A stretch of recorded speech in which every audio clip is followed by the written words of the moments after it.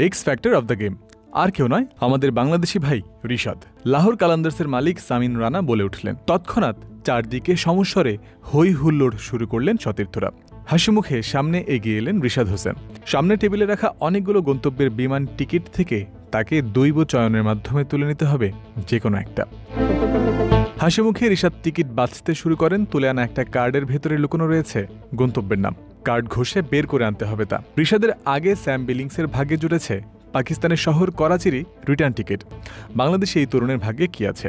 এমন কৌতূহল যখন সবার মনে, তখন পাশ থেকে সতীর্থ সিকান্দার রাজা বলে ওঠেন, মদিনা মদিনা।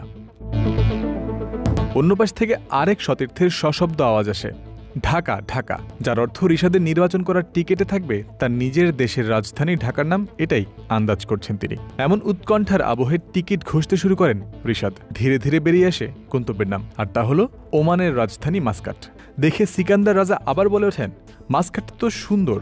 অন্য সবার মাঝেও আরও একবার উচ্ছ্বাসের রোল পড়ে যায় তখন। এখন যে কোনো ব্র্যান্ডের পুরাতন এসি বদলে নতুন ওয়ালটন এসিতে উপভোগ করুন 25% ছাড়। নিজের সমাপনী বক্তব্যে সামিন রানাও দলের উদ্দেশ্যে জানিয়ে দেন, সামনের দিনেও কালান্দার্সের ক্রিকেটাররা ভালো খেলে এমন পুরস্কার জিতে নিলে তার নিজের কাছেও খুব ভালো লাগবে।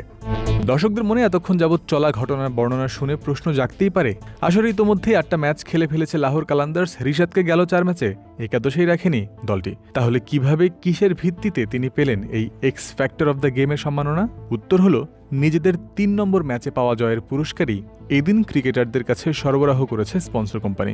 গত 15 এপ্রিল করাচি কিংসকে হারিয়ে দ্বিতীয় জয় পেয়েছিল লাহোর, যেখানে 47 বলে 76 রান করে ম্যাচ সেরার খেতাব পেয়েছিলেন ফখর জামান।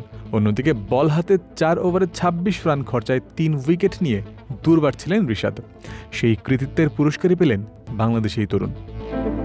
নিজের দেশের ক্রিকেটারকে বিদেশের একটা ফ্র্যাঞ্চাইজি দল এভাবে আগলে রাখছে, ভালোবাসা দিচ্ছে, এসব দেখে বাংলাদেশের ক্রিকেট প্রেমীদের মন আনন্দিতই হওয়ার কথা। তবে রিশাদকে একাদশে খেলতে না দেখার অনুভূতি হবে ঠিক উল্টো, তা তো বলার অপেক্ষা রাখে না। জয়ন্ত বিন্দু, ক্রিক ফ্রেন্সি।